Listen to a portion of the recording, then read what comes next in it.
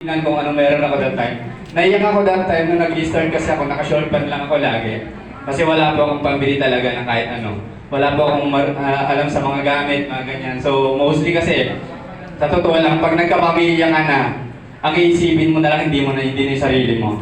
Okay? Hindi mo na maisip bilhin ng damit ng sarili mo, yung health mo, hindi mo na papakiraman. Importante yung anak mo na lang eh. Tama mali?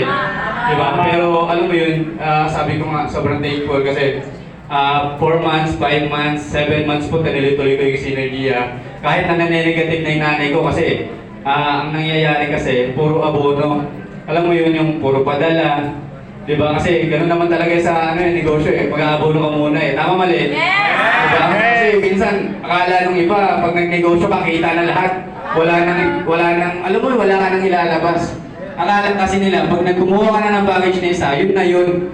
Hindi pa, tuloy-tuloy po yan. Okay, so kung may nakikita ka man na para sa negosyo, para umunlad ka, para makapag-invest ka, i-invest mo lang ng invest. Huwag po kayo matatakot kasi dito sa ginagawa natin, hindi ka man po manalo or hindi ka man kumita. Okay? Ang importante po natututo ka. Yun po yung gagawin yung tatanda sa pag-invest. Okay? Kasi kahit makawalan mo man yan, libo, di ba? Pero once na yung knowledge mo, naitatak mo na naitatak sa'yo, wala pong problema doon. Okay? So, ayan, hanggang 7 months, Synergia, yun po, doon ko nakuha yung first car ko. Okay? Tuloy-tuloy, 2 years, actually 3 years na po ako dito ngayon. Ang total income ko na po nasa 1.5, mga ganon. Pero bukod pa po yung sales doon, yun po yung yung doon sa binary ko, 1.5 na po yung kinita ng account ko. Okay. So, bukod yung direct selling kasi hindi ko naman masyado hindi ko na masyado binibili yung direct selling ko. Ang direct selling ko kasi, mostly mga kliyente yan. Actually, meron dapat akong backlog by Saturday, pero iyan ko ng Wednesday yun.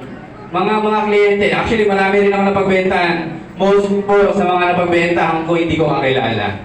Yan, kaya sa mga kakilala ninyo na binibentahan ninyo, huwag nyo na lang kulitin. Alam nyo kung bakit? Hindi talaga yan bibili. Okay, mga buburaot lang yan. Wala bang pre-taste dyan? Diba? Ikaw naman, syempre, kaibigan mo, maawa ka.